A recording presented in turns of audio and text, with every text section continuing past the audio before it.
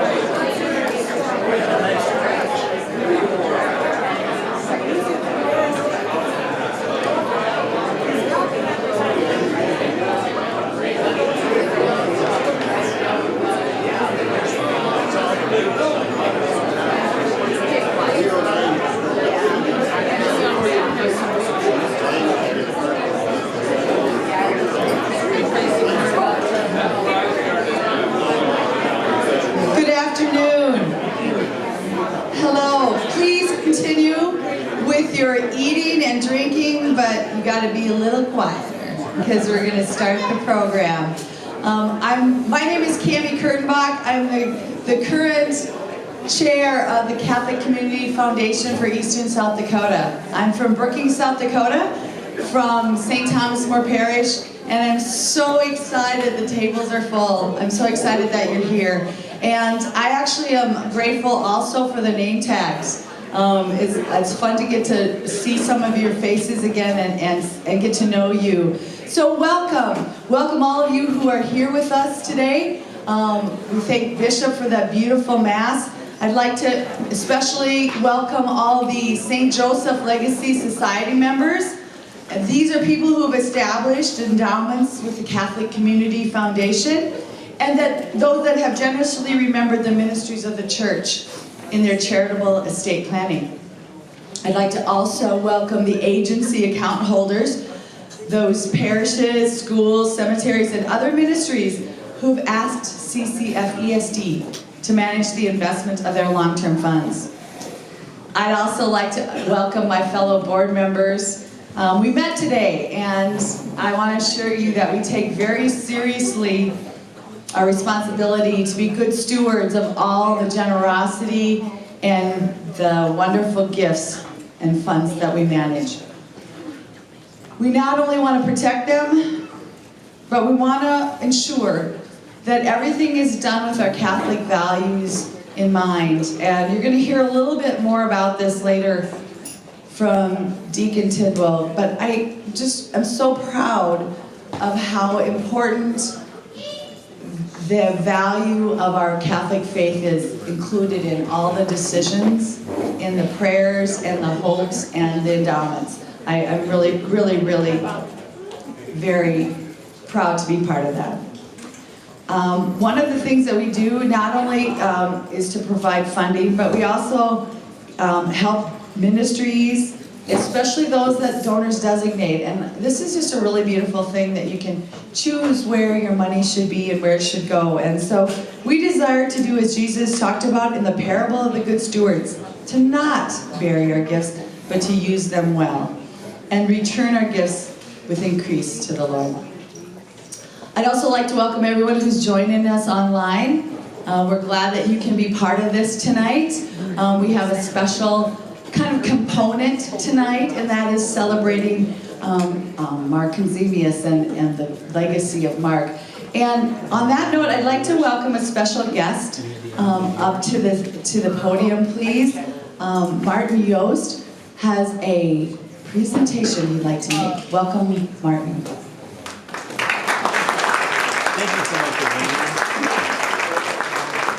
Thank you very much. I'm very, very much honored to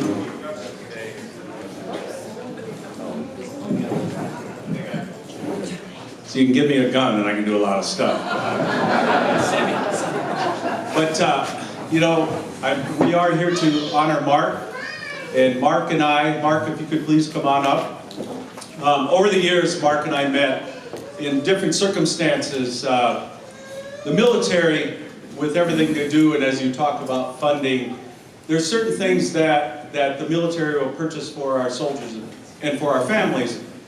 And Mark and I connected through that kind of hope, in that we had some units going out, and this is many years we've been together. And to bring the families together to make that connection prior to their family members going over to do their jobs, to do their mission. And whenever there's the things that we know that will always break. The water heater could be replaced the day before we leave to deploy, and it's going to break the next day. And there's always not funding for those families. They may be shorthanded, or they may need something just to get by. And this foundation that all of you are part about has helped us in so many ways that you don't know. Because it takes away that fear and that pain. And at one point we needed some of that, and Mark said yes, because the bishop had created the St. Raphael Fund for military families, and we utilized that funding whenever needed, and it's usually short term. So they'll say, hey, we have this situation, can we get some funding? And all you do is you call this man, and he's the guy that makes it happen.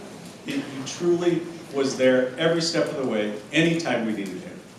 So with that, based upon your outstanding service to not only me, but to our state, our nation, we would like to present you a flag that was flown in your honor in Kuwait, and I'll read this. It's a little bit small, and I'm getting old. The accompanying flag of the United States of America flew on 1 September 2023 over Camp Arifjan, Kuwait, an American base operating in support of Operation Inherent Resolve in the fight against ISIS. As this flag flew, it symbolized the generosity of Mr. Kozemius for leading the Catholic Community Foundation for Eastern South Dakota for 29 years. A truly wonderful man and Christian, he raised funding from 134,000 gifts, totaling $300 million for donor-designated charities. And again, this is from Colonel Wyatt Hansen, a good friend of mine and the commander of that unit, who you also in this foundation supported. And Mark, thank you very much for not only being a great Christian, but for being a great American. Thank you.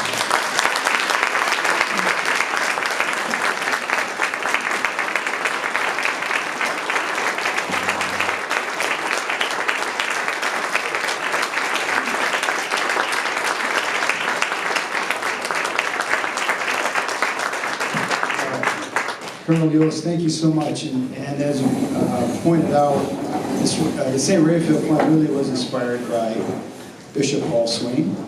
And today we prayed for him in a special way, because it was 11 months ago that he passed away.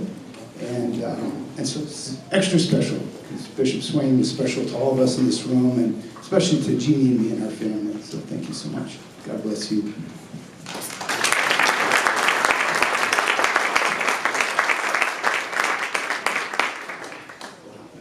Photo up, photo up. Thank you so much. It's a beautiful testament to the impact that Mark has had on all of us. Mark has in my notes, and we've been joking for the last 2 days about Mark's scripts, and I do have one. And in my script, he says, he gives me some tips on what I should say, and I think a lot about why we're involved here and why we're here.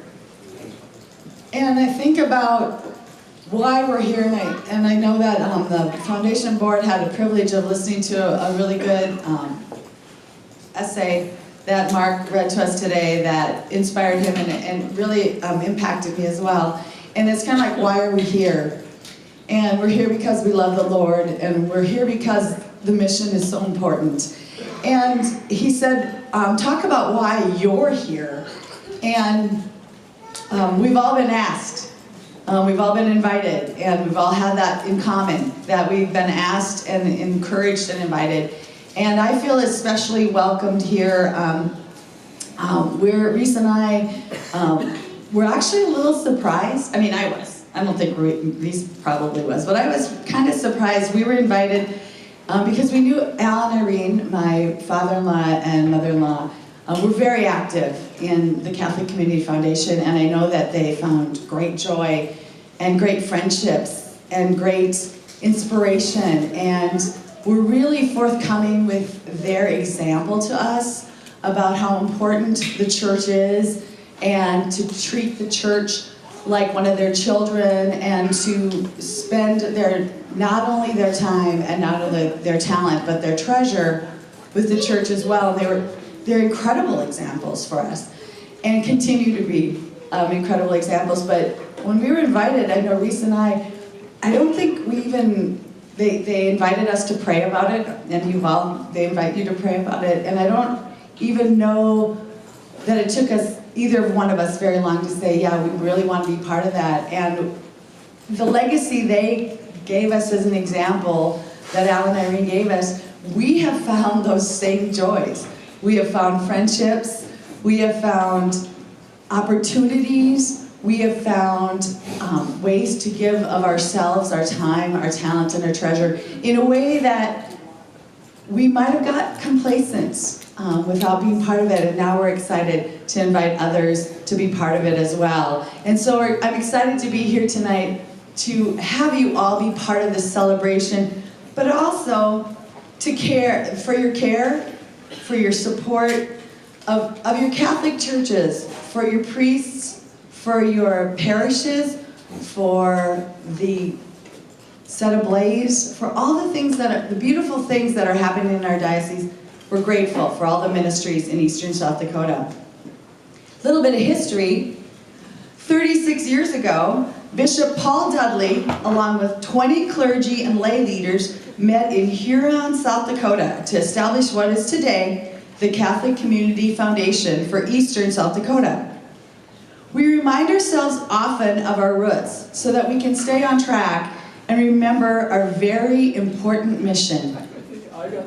Bishop Dudley told the board, "It is my hope and prayer that the basic needs of our diocese can be guaranteed in perpetuity through such a foundation." And he went on to say, "The foundation is an ongoing, perpetual support for the needs which we have now and the needs which will surface in the future." Bishop Carlson followed Bishop Dudley and quickly realized the positive impact that a thriving Catholic foundation could have on the Church of Eastern South Dakota. Within months of his arrival to South Dakota, he began to search for a full-time executive director, which led to his recruiting of our very own Mark Konzemius, who at that time was living and working in Denver, Colorado, that is. That was in 1994. Take a sec, where were you in 1994? And here we are, almost 30 years later, and Mark is still leading the CCF ESD. This is officially Mark's 59th meeting. Pretty impressive, pretty impressive. Well, here's some quick perspectives of where we're at and the impact and all the beautiful things that have happened. Today, we give thanks to God for recognizing that in 1987, the CCF ESD started with $414,000 in assets. Today, there is an amazing $278 million foundation, $145 million in funds under management, and $133 million in future estate expectancies. 951 permanent endowments, which are perpetual funds that each year provide funds to parishes, schools, and other ministries and charities that the donors determine. There are 382 agency accounts, which are long-term funds that are owned by parishes, schools, and other charities in which they have asked us to manage for them using our Catholic value screenings. Excuse me. Over the past 36 years, the Catholic Community Foundation has processed 141,777 gifts, totaling $327 million. And it has distributed $132 million to donor-designated parishes, schools, and other charities through cash gifts and endowment fund distributions. The smallest gift processed has been $1. The largest has been a $13.5 million estate. If you've joined our Legacy Celebration before, you've heard us talk about our BHAV, and this always cracks me up because this is just such a Mark term. Our Big, Hairy, Audacious Vision, BH. And I think we could also say heavenly. Can we say heavenly instead of hairy? Our big, heavenly, audacious vision, or a future full of hope for the church in our diocese with sustainable support through endowment distributions. So our BHAV is to drought-proof the current ministries of our diocese through endowments. It would take $212.5 million to endow our current ministries. With $128 million of that already gifted and pledged, we are well over halfway to our goal, leaving a small balance of $84.5 million. These funds would be able to provide what the prophet Jeremiah called a future full of hope for our Catholic Church in eastern South Dakota. And with God's grace, it can be done. We are good stewards of our assets. And to share with some of the more details that I'm not very good at, but he's really good at, is Deacon Joe Twidwell. I'm pleased to introduce him. He's actually a member of St. Teresa of Calcutta Parish in Dakota Dunes and chair of the Finance Committee of the Board of Directors. And you saw him earlier at Mass. He had a strong role for us there, and we're so proud to introduce Deacon Joe.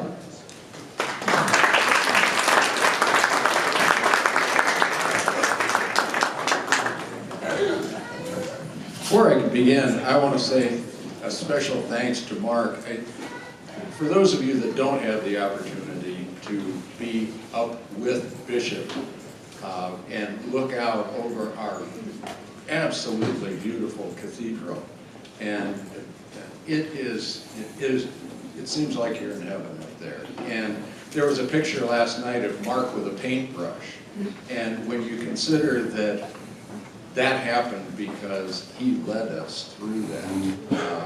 He and Bishop Swain, the cathedral. Thank you so much for that gift of that beautiful place that we get to come grow closer to God, and your gift of music to us during Christmas at the cathedral. I just had to say that it was just spectacular. So anyhow, now we get down to the down and dirty here.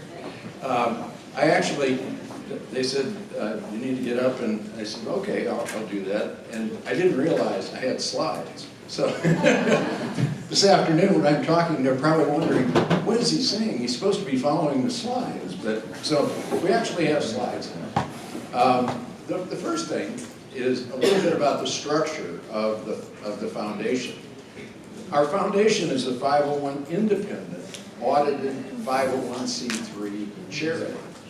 And you might say, well, what about that? Well, the thing is, if we want to be able to foster gifts, one, we have to qualify them for a charitable donation. And satisfying the Internal Revenue Service that we're managed properly requires us to be audited. But most importantly, we all know that there are those out there that would, if we have assets, they would like to attack us and possibly try and get to some of those assets. And by having the foundation as a separate but supporting entity to all of the missions of the diocese, if for some reason something happened where there was some litigation involving the diocese, through our governance committee and our audit committee and the foundation really keeping the two separate and distinct, under Mark's leadership, we've done everything that we can possible to protect this. So just to let you know, we are tax qualified 501c3. We are independently audited by Eide Bailey, and I'm going to talk about that in a little bit. And we do that to protect what you're trying to establish. Now, the foundation, it is primarily endowed, and there's a lot of misunderstanding about endowments. And the whole point of an endowment is that the principal that is donated cannot be spent, and just the earnings on that can be spent. And so therefore, as making a one-time gift that gets spent right away, the people have to come back and ask for more money.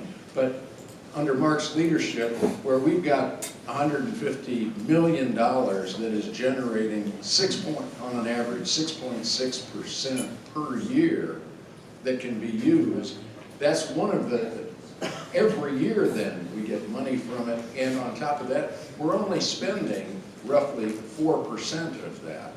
So the endowment actually grows on its own even without any contributions. Now, the generosity of people has made it grow too, but the idea of an endowment, I think it's important that we get that out to the community, that the idea is that this will be here for generations to come. Your gift isn't just a one-time thing. Your gift is benefiting agencies and supporting things that we don't even know are going to be important in the future. We're able to be flexible and responsive. As Cammie said, our purpose is to support the missions of the diocese, but basically drought-proof the diocese, because we all know that the economy goes up and down, and while we sure hope that you never have a depression like the 30s, we all have experienced 1987 and 2000 and other periods of decline, and by having an endowment that is diversified in its investments, it's able to produce income on a consistent basis, and where we use an average for our distributions, this further insulates all the wonderful things in the diocese that depend on this. So if you can share in your community that we do have this endowed fund here, that you make a gift, and that gift is going to keep on giving forever and ever. Now let's see if we can flip to there we go. The one thing about we talk about the Catholic Foundation, the endowment part of it is big, but you heard the number that Cammie gave. Well, the foundation does so much more with its staff in terms of agency accounts that various parishes and organizations can establish with us, because we do a good job of protecting that money, making it productive, and properly accounting for it to give them credibility. But on top of that, there are a lot of projects when you look around in the community, like I mentioned, if it hadn't been for the foundation managing the campaign for the cathedral, that might not have happened. And so you've got the cathedral, you have the Bishop Dudley House down here, that when the shelter for homeless in the community was shut down, Bishop Swain saw that the homeless needed to be cared for, and that was part of our ministry. And it was the foundation that not only built the Dudley House, but now we have an endowment to continue supporting the Dudley House on an annual basis. And so you take that, the monastery, and all the individual projects in the various parishes and activities throughout the community. The foundation does so much more than just the endowment. But right now, basically 35% of our accounts are agency accounts. The other 65% are endowments.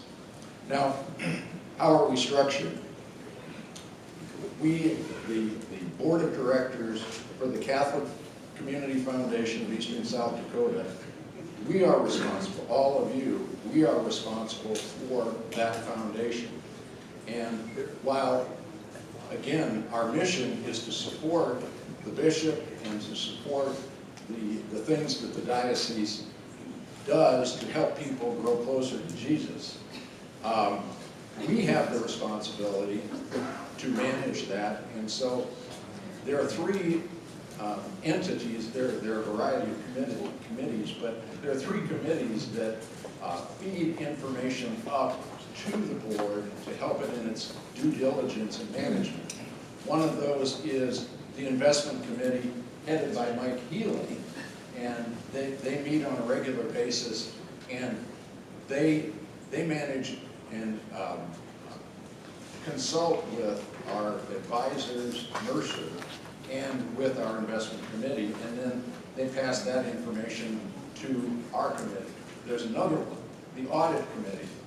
We have a committee that actually works on the engagement letters with Eide Bailly and then reviews all the individual audit reports, looking at those and then passing them up. Last but not least, we have the governance committee, which there are foundations and there are other entities out there in the United States that, because they were not properly structured or that they didn't operate properly, they made themselves susceptible to judgments for things that they weren't directly involved in. And so the governance committee is always looking at how the foundation operates to make sure it operates in accordance with the law, but keeping it separate and distinct so that the gifts that you have worked so hard to generate in this legacy, that it will be there forever.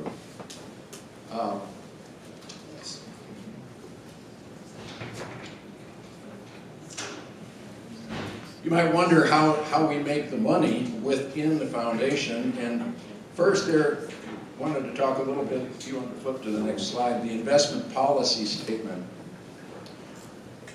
We have a policy that it's in writing. We are supposed to be diversified and conservative and protect, primarily our responsibility is to protect the assets and make them as productive as possible, consistent with safety. Now, sometimes a person might look at the investments that we have and say, well, wait a second, I invested this way and I made a whole bunch of money. Well, the thing is, what a person might be able to do individually, the risk that they might be willing to assume, is different than what we as the Foundation Investment Committee need to do in terms of making sure that there are going to be some periods of volatility, mild volatility, but again, to protect the safety and integrity of the principal. Now, there's a lot of investments out there, and one of the challenges for us is to make sure that when we invest, we do so consistent with Catholic responsible investment guidelines. That means that we're drilling down not only into the individual investments that the manager has selected to make sure that they are not doing anything inconsistent with Catholic social teaching, but even the managers themselves, if their public image is inconsistent with Catholic social teaching. We just recently, we had one of the fund managers, Boston Commons, that they took a position that was definitely contrary to Catholic social teaching as a company, not with our investments, but as a company. And we said that is an issue for us. And the bishop actually wrote them a letter and asked them to explain it and then reconsider that position. They didn't respond, and so we in turn, as the investment committee, consistent with staying with Catholic social teaching, we terminated our agreement with them and found another fund manager, State Street, that was consistent with our teachings. And so we're doing the right things and we're doing it the right way. It's interesting, these investment guidelines today, when we go through with Mercer, they have a screening tool, I think it's MCI is the acronym for it. But when they were screening, they found that a company, an international company, that was actually a construction company, owned 3 hospitals. And one of the hospitals in China had an abortion clinic. And so it triggered and kicked out that investment as a potential violation. And so what they're doing is working with the investment manager there to validate whether or not that's there, and then have them remove that from the portfolio if it in fact is that way. But it was interesting that the fund manager, Christian Brothers, their screening process didn't pick it up. Our screening process is so much more robust that we were able to pick it up. So again, as you're entrusting your money to the foundation, know that we're doing everything possible to make it productive, but also to do it the right way and keep it consistent with our Catholic values.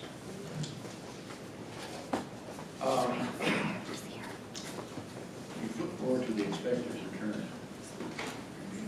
Our portfolio is essentially 70-30, 70% equity and 30% fixed. And it can vary from period to period slightly, but one of the things the investment committee does is look at not just the overall allocation, but then the individual allocation, so much to the national, so much to growth value, and others, sorry.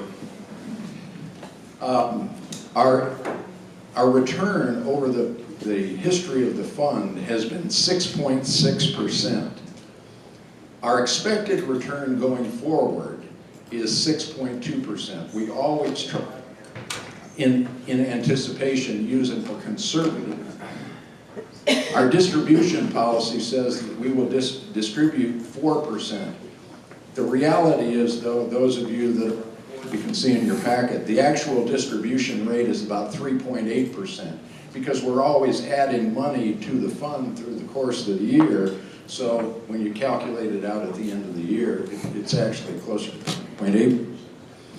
When you figure that if we've done 6.6% on the average, we're producing about 80% more than we need each year for distribution. So the great thing is that's added back into the principal, which in turn generates more income, so that as inflation drives prices up, we're able to make bigger and bigger grants per year. We do, the way we fund our operations is by fees that we charge for the management of the accounts. The agency accounts that we operate for various entities, we charge 0.45%. Endowments, we charge 1.6%. And basically those fees then, they come out of that. That's what we use to pay salary, staff, and overhead. But that's still very economical for someone that wants a prudently managed Catholic value investment that is going to produce returns for years and years to come.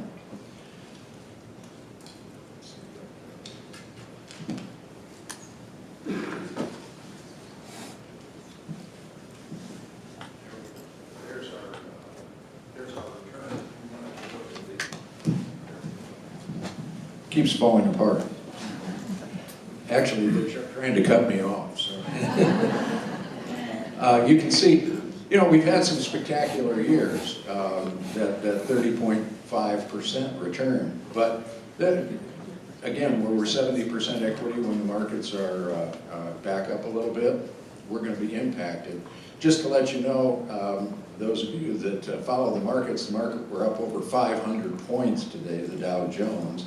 And yesterday it was up several hundred points, which follows several days of the market being down several hundred points. So, you know, just back and forth.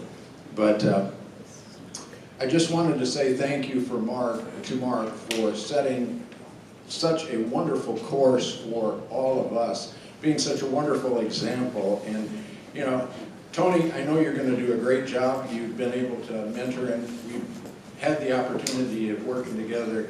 I think there's nothing but blue skies and great things ahead for us. So, thank you.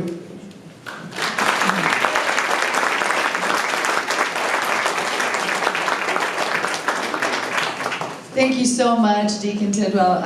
I really appreciate it.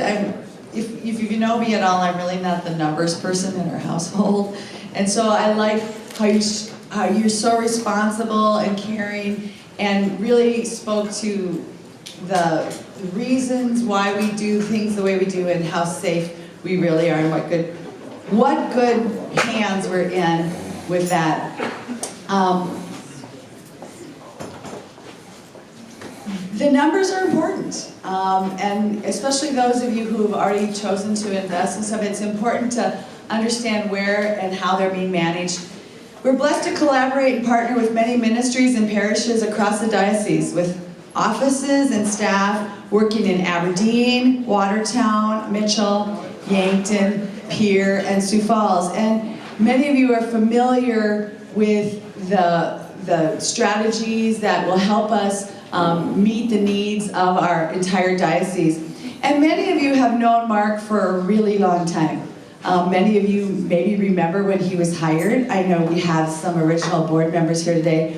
But we're pretty grateful for his longevity, and we'd like to share a little video with you that was helped created by his beautiful bride, Jeannie, and we're going to take a look at that.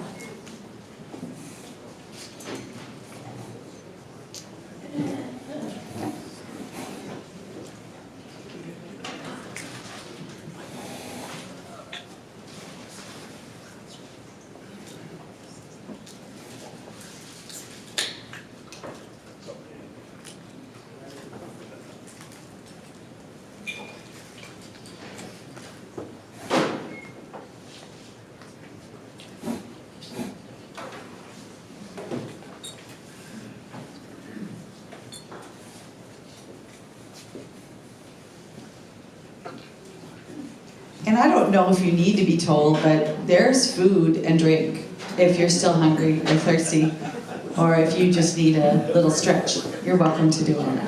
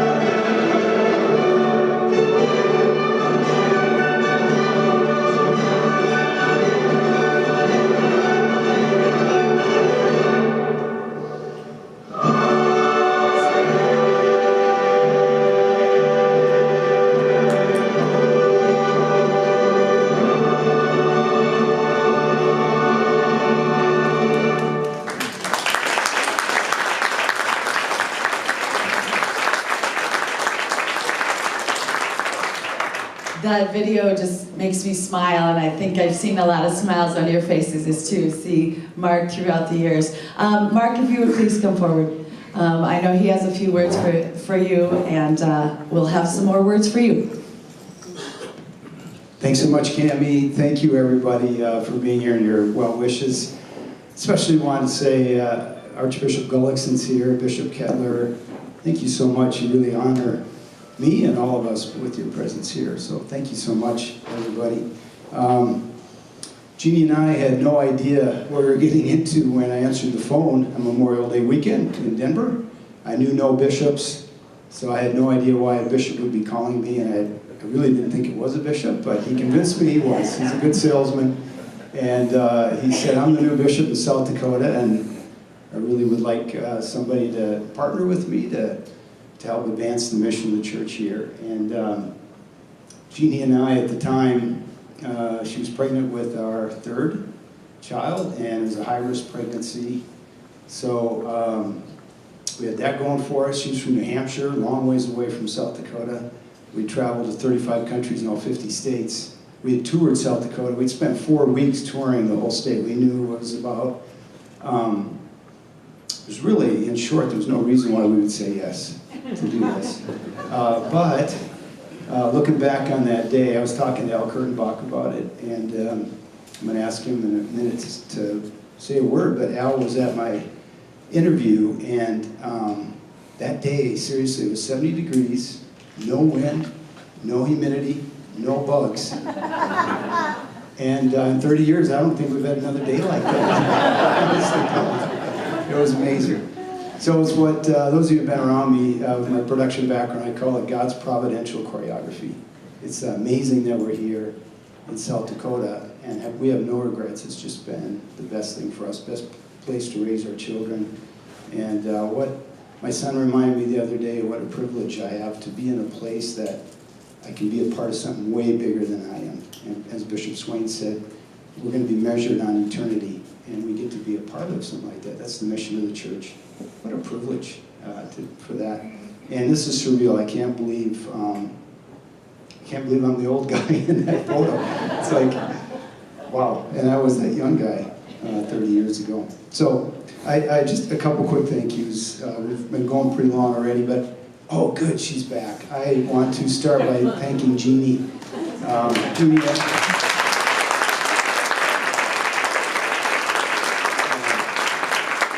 thank you so much, Jeannie. My wife, Jeannie, I love you. You're an amazing wife and incredible mother. And as you guys can see, she's an incredible grandmother as well. And perhaps I'm not like a few other husbands in this room. We may seem like we got the world by the tail and we're going to provide for our families and we're going to do this thing, but there are many times I question, can I really do this? And Jeannie has always told me, yes, you can, and given me the courage and the confidence. And she gave me the courage and confidence in us to say yes to something we had no idea, because I'd never worked for a foundation or a bishop before, or I'm sorry, the church before, and gave us the confidence to say yes. So it's because of Jeannie that I'm here tonight, and so thank you so much, Jeannie. I love you.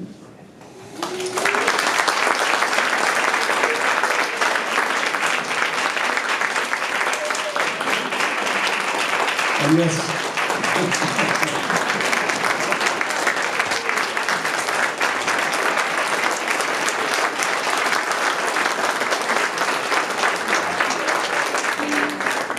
And yes, Christopher and Camden, I love you too. In addition to Jeannie, I want to thank Bishop Carlson. He's not here, but he took a risk on me, really trusting the Holy Spirit. He didn't know me, I didn't know him either.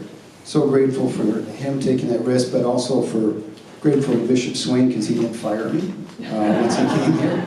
And if I've been able to accomplish anything in my 30 years, it's because of the incredible staff that I've been privileged to work with. And 3 of them that I work with right now, I just wanted to acknowledge in front of everybody: Mike Banworth, Mary Jo Hausman, Bart Buckmiller. Together, they're 70 years of commitment to serve all of you And then she's here tonight, Betty Theobald, 22 years plus. And Betty, what a gift to be able to work with you.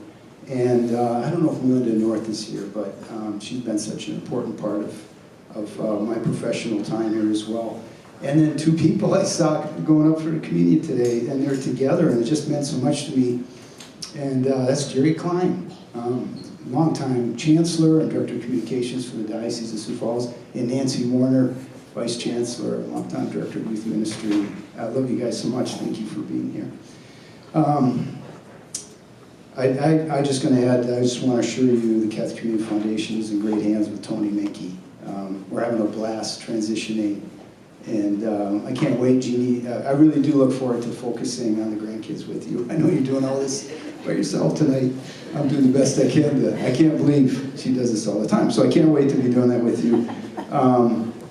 So let me just say a special thank you to the board of directors of the foundation, men and women truly committed to the Catholic Community Foundation.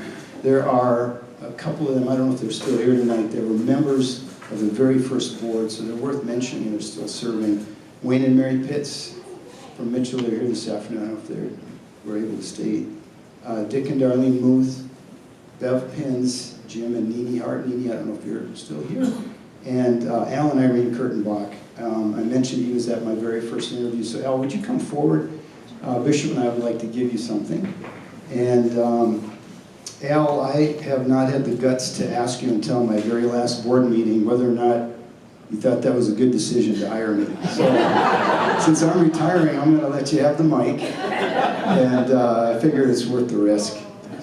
But on your way up here, Bishop and I, we're just going to explain this. We have something for you and Irene. It's from, if you want to come on, we have steps here, Al.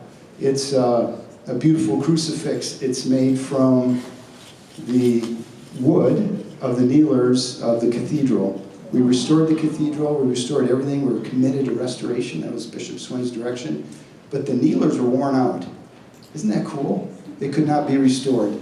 So sadly, the workmen put them in the dumpster, and there was a good-hearted member of the Knights of Columbus who saw this wood in there, saw the kneelers, and he grabbed them, asked permission from Bishop Swain if we could make crucifixes. So we have just a handful of these. Every priest in the diocese has one, and Al, Bishop, I guess you could say it with me, but we want to give this to you with our love and affection for your tremendous service to the Catholic Community Foundation.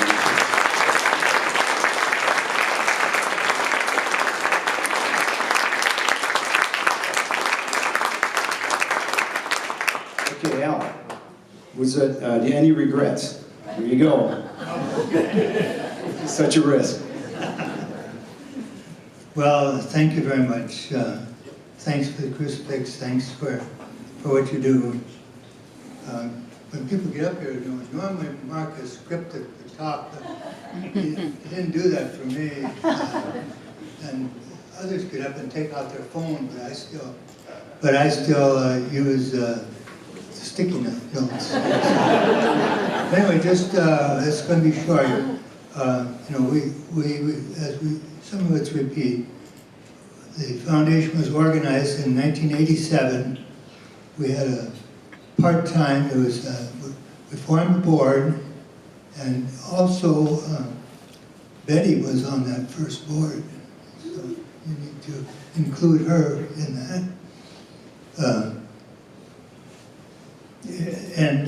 We were given $250,000 by the diocese as seed money, and told to build on that.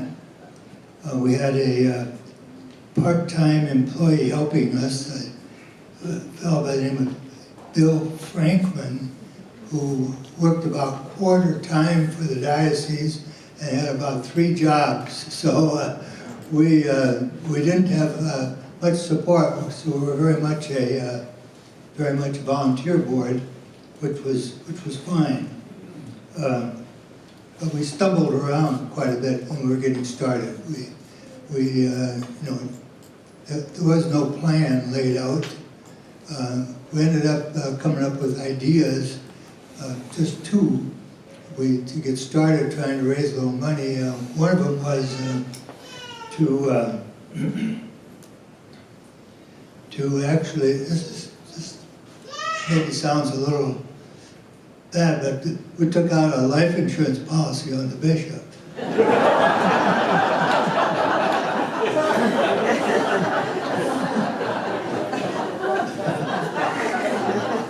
Listen.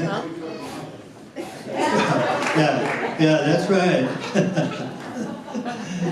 And then also it was decided we should try to organize a golf tournament. And I think I was serving as chair that year, and I live in Brookings, and so I was a member of the country club in Brookings, so we held the first golf tournament in Brookings, and it was the first golf event I ever organized. So it was not done very well, but we struggled through 2 of them, and then Bishop Dudley retired, and Bishop Carlson came on board, and we had the 3rd one in Brookings also, but then we hired this guy here, Mark, and he thought we could do better than that. And I think the bishop thought we could do better than that too. And so the golf event got organized, and it was much better after that. And I haven't come back to Brookings again.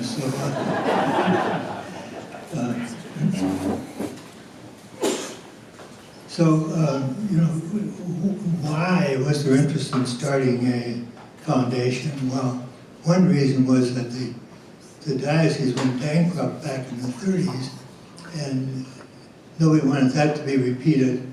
So there was interest among the clergy, among the laity, and to help to stabilize that. And Bishop Dudley sort of put that in a few words. He says we want to drought-proof the diocese, since the 30s was famous for its extended drought. And so that was the why that motivated some of us. And then, you know, when Bishop Carlson came on board, he decided that we needed to have some kind of full-time leadership. So he decided we needed to hire a director, and called around to neighboring states to find out if any candidates existed. And there were some candidates, and so you know, we did the paper review. I was asked to be on the search committee, and 2 people kind of bubbled to the top. One gentleman who came in first, and then second was Mark. And so the bishop then asked us to, we gathered around a round table here. I think there were 6 or 8 chairs. So he asked us to all make our comments. And when it got to me, I said, well, our first candidate, I thought he might be a good administrator, but I didn't think he really had the enthusiasm that I thought the bishop was looking for, and that I would be looking for. But I thought that Mark did have that enthusiasm, and did have ideas, and had energy. And energy is kind of important too.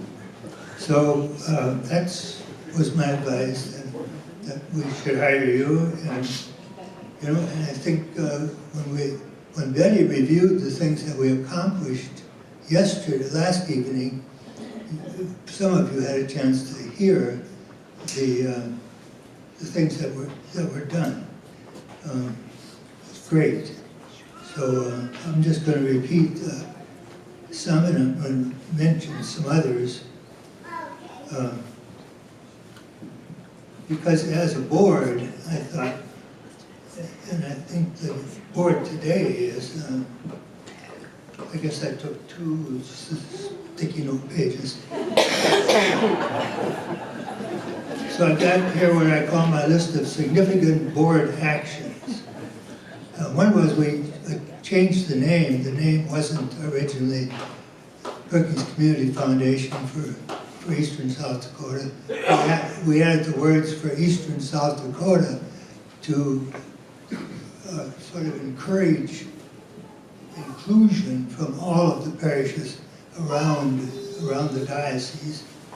And I think that was important, and that has contributed. Mark was organizing the foundation by that time. He had come on board and got a committee structure established.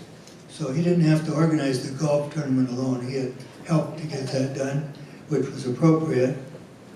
Another thing that was done, the board decided that he looked over the room, and we didn't look like we had the right makeup, because Betty was the only lady on the board.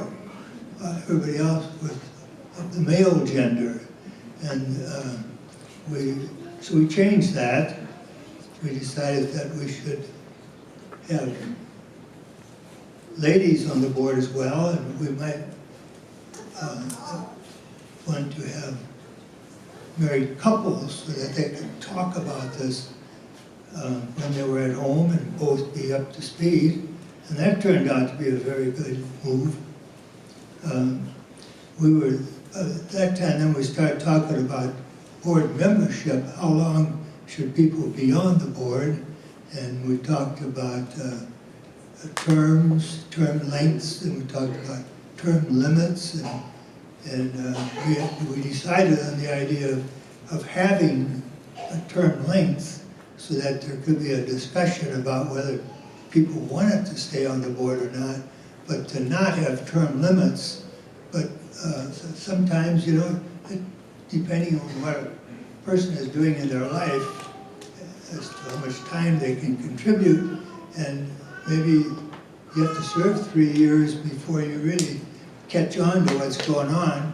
And so we decided to just visit with the board members and let them identify when they thought it was time for them to leave the board. And so then we wouldn't, they didn't have to stay on forever. And so, you guys are not locked in, and you gals, you're not locked in. You can serve out the term, or you can even resign during a term. But I call that a loose board, term limits. Of course, building the staff was very important. We had these committees. Somebody had to staff these committees, or else, you just get together and sit around and talk for an hour and probably not really accomplish that much. And so building the staff, that was a big thing for Mark. And we decided we should add a C to our name, then another name change. So we changed to Catholic Community Foundation, because there's a lot written about community foundations. And we thought we could benefit from that structure that other people had talked about. And then one of the really great things that I think that really resulted from Mark's initiative, I remember him coming to me one day and saying, hey,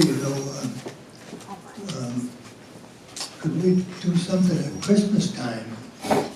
And, to celebrate Christmas on a kind of a community basis. And so that was, I said, what do you have in mind, Mark? And he said, well, I think we could organize some kind of really a neat presentation that really celebrate Christmas for the whole community, not just the Catholic community, but the whole community. And so I said, do you have any experience with this, Mark? And he said, yeah, I think we did some things like this with Upward People. And he said, I think we can make this go. And I said, well, from my point of view, have at it, And so that was the start. And I'm sure he conferred with some others as well. But that was the start of Christmas at the Cathedral. And you know, that has been a national event in some cases. CBS has picked it up, I don't know how many times, and actually run it on Christmas Eve nationwide. And so I think that was just a fantastic accomplishment. And so with that, Mark, let's all meet together at the Christmas at the Cathedral.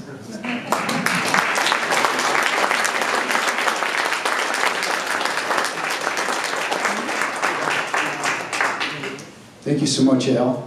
I'm just going to conclude by sharing with you, I remember one particular moment I was really quite discouraged. It was after the first year, roughly, and a little depressed even, and with how slow progress we were making. And I clearly remember Bishop Carlson patting me on the shoulder and said, don't worry, Mark, really, don't worry. We're going to make the next bishop look really good. And that was really comforting. And so I get to introduce Bishop DeGrood officially here by, I want to present something to him. This is an example of our attempt to, and the progress we're making towards drought-proofing the ministries of the church. And it's worked. 30 years I've been able to be here long enough. Bishop, this is a fake check. You can't really, don't go to an ATM tonight and try to cash this, but it's $1,298,863. It represents the distributions this year from the endowments that fund ministries that are under, directly under your care in the diocese.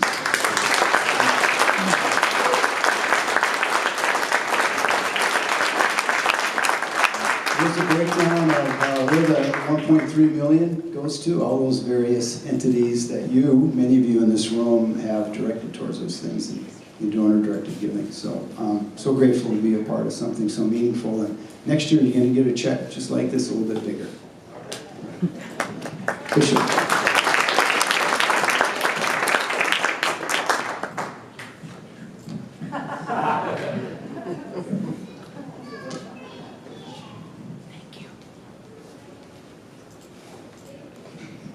So proud and so excited, and I just have a little interjection here before I trip Mark. I'm off script. So we had I know you've picked up on a little bit, but we had a really nice night last night. And one of the things that we do know about Mark is he likes the big check. And we would just like you to be able to see the impact that Mark has had on our community foundation. And this check represents all the amazing things that have happened with Mark as our leader.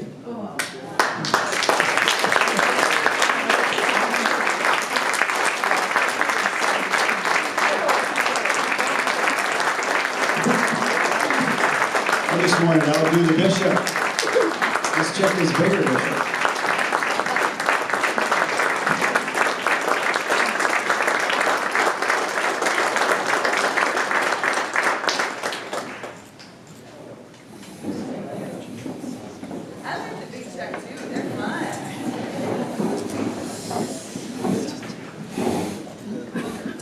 I'm going to turn the mic over to Bishop. And yesterday we went through our SWOT analysis. The number one strength is our relationship with our bishop. And that's sincere from all the way Thank you so much. And in particular, Ray, it's extraordinary to think that you could ask pretty much every one of the 35,000 households, 120,000 some Catholics in East River, and most all of them have heard the term set ablaze, and most every one of them can say lifelong Catholic missionary discipleship. We're still figuring out what that means, but we can say it, and we're under a common vision thanks to your leadership.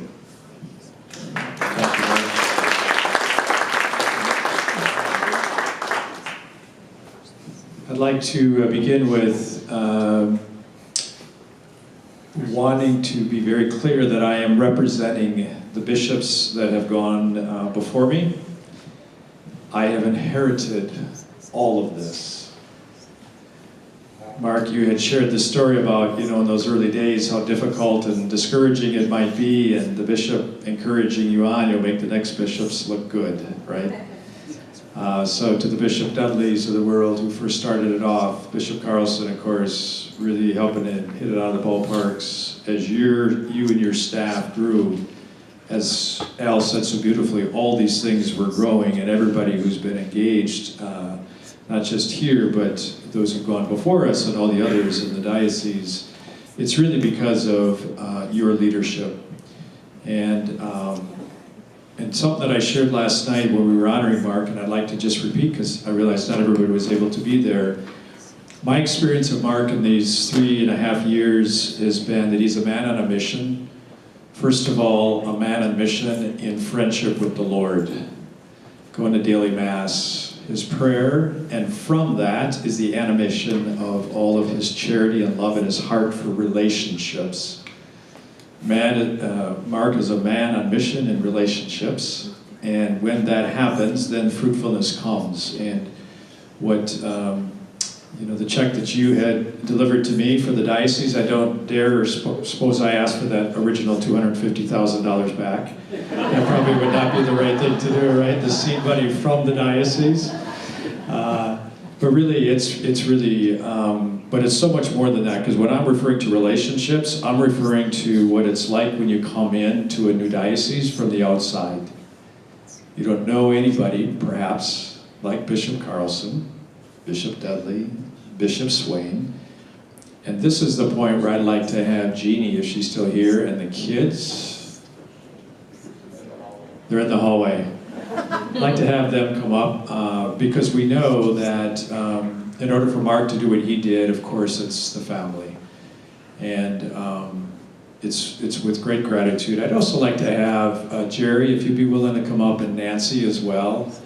Nancy, you two that were so instrumental under the time as Chancellor, Vice Chancellor, those roles, because that relationship with the bishop, they are the kind of the right hands, if you will, in very particular ways. And what an honor it is. I hope you guys know, you two being here tonight, amidst the other relationships that are so strong, what a great gift that is. So maybe Jeannie's not coming. So what Mark wanted me to talk about tonight, everything's scripted, which we've talked about. So he had, this is what he wanted me to talk about: lifelong Catholic missionary discipleship through God's love, or Set Ablaze, the new structure of the diocese, national focus on the Eucharist, USCCB meetings next week, or other. I've chosen other. And it's about Mark, and gratitude to Mark. So Jeannie tied up with the kids.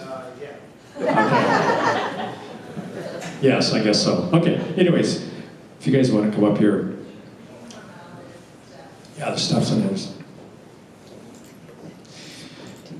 Any of us who have leadership roles know that it takes tons and tons of people, but when you start with very, very little, like in the diocese when they first started, you need key people to really help lead those efforts, unite together. So not only the support that you guys gave to Mark, but Mark, your relationship with them and with the bishops, as you guys know, your relationships with the bishop. Some of you might know with Bishop Swain, being a very private, quiet sort of guy, Mark and Jeannie would invite him into their homes, and Bishop Carlson, because we wasn't able to go home for Thanksgiving or Christmas or whatever else it might be. Guests really landed out, Mark and Jeannie. And so Jeannie was one of those who journeyed with Bishop Swain through his own journey right to the end. So I just want to, on behalf of the bishops and the clergy that you have supported through the years, the diocese, and now the tremendous fruitfulness, not only thank you, but to thank those who were around you at the time and supported you, and the previous bishops. So let's just give a little bit of gratitude.